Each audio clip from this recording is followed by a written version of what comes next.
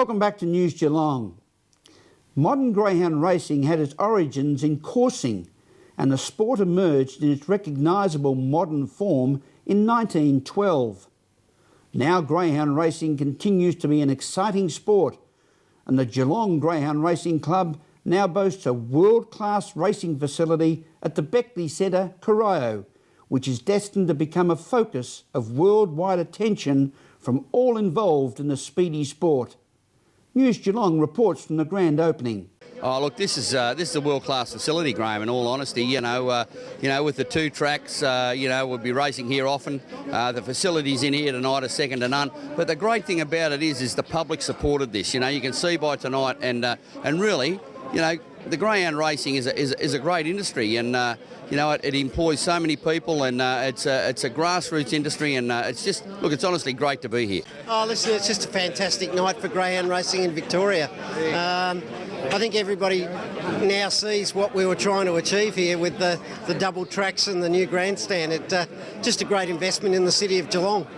What made Geelong the ideal place to put this fantastic track? Well, I think it's really about, if you look at our demographics of where the best greyhound trainers, not just in Victoria, but Australia, they're based at Lara and Anarchy, the Graham Bates, Robbie Brittons, Angela Langtons of this world.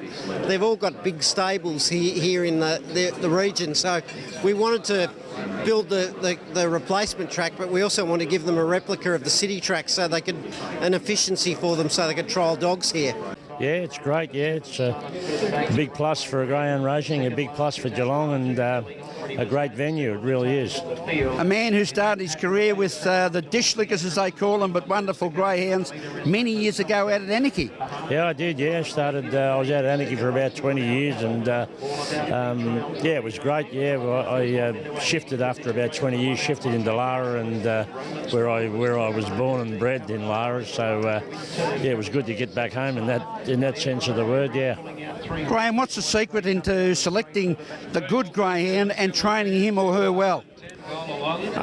Just probably over a lot of years, a lot of experience, I suppose. You basically, when you're younger, that you make plenty of mistakes, and then you hopefully correct them as you get a bit older and a bit more wiser. And no, I've sort of, I didn't really have a greyhound background. Through my father just had hunting dogs back in his young days, but no, I just enjoyed them. I loved them. I was an electrician by trade, and I basically started helping my neighbour, Dick McCormick, in Hick Street in Lara, and basically went from that to Anarchy and just built up from there. It's a pleasure to be here, and it's really terrific to be here at this opening of the new greyhound facility here in Geelong. This is a great night for Geelong and a terrific night for greyhound racing across Victoria.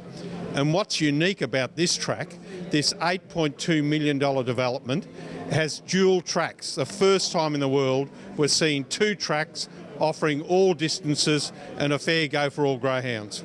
And of course the inside track has already been named after one of our great local trainers, Graham Bate.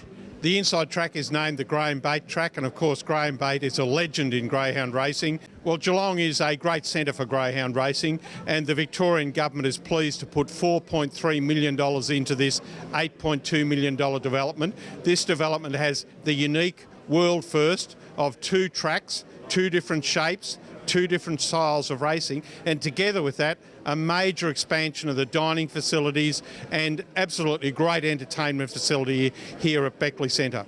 Well done to all involved in the development of the world-class facility, the Beckley Centre for Geelong Greyhound Racing. The women of the Geelong region have held functions marking the 100th anniversary of International Women's Day, celebrating the unique contributions of women all around the world. Steph Cowdery reports.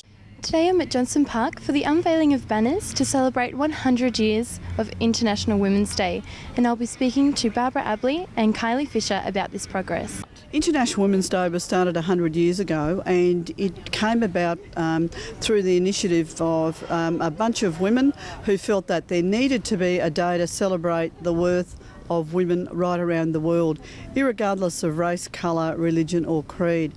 And that has rocketed to prominence in almost every country right around the world. The colours I'm wearing are the colours of International Women's Day, and that's purple, white and green. And that's an international symbol of International Women's Day. It turned 100 on Labor Day in March. So the city decided that we would celebrate it in a very special way, and I know that Councillor Kylie Fisher will be explaining that to you. International Women's Day, we felt we couldn't let that go by without making a very special effort, and so Geelong women have celebrated it in many ways. The artworks are actually representing women from different backgrounds. Through the citizenship role, we just sort of randomly picked women. They all came together as a group, and I guess each artwork depicts where they're from, family, background, probably the challenges that they've faced about being new citizens to Australia. So it's really representing all countries, and it really makes it International Women's Day.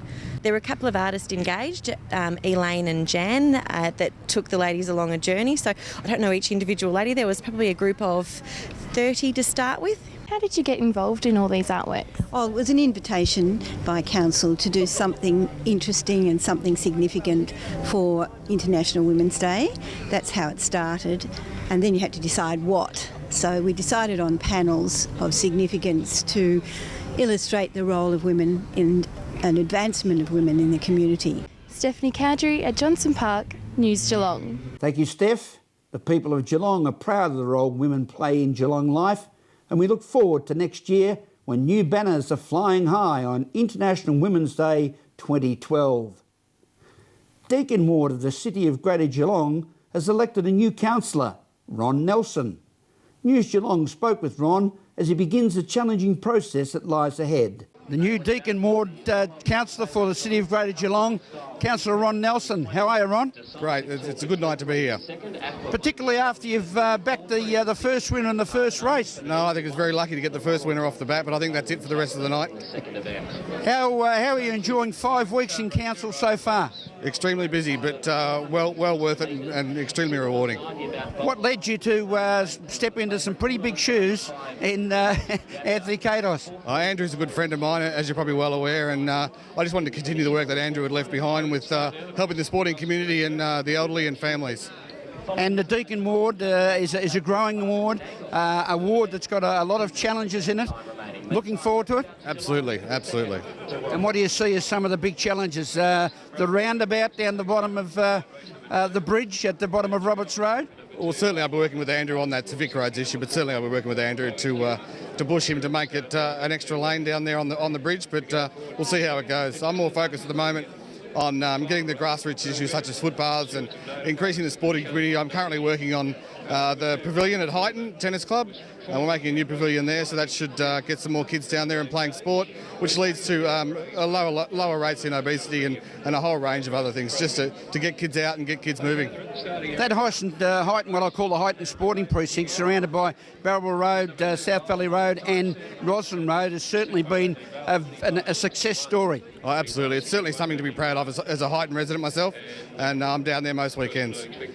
Now we've got all the greyhound racing, the harness racing out in the northern suburbs of Geelong. Any chance of getting something for us southerners over the other side of the river? Yeah, I'm certainly a bit jealous of this facility. It's magnificent, it really is. And we've just had the first race, and hopefully the night will continue with some luck. And it is a second to none. They've talked about it being the best in Victoria, Australia and possibly internationally, but it's certainly a great feather in the cap. Oh, absolutely. It's with the 2 tracks, the inside and the outside, for all the distances. It's certainly a world-class facility. And settling in to council, Councillor John Mitchell as the mayor, is the mayor setting the pace? He is indeed, with a good stick. This is News Geelong as we go to a break and return with sport and weather after this.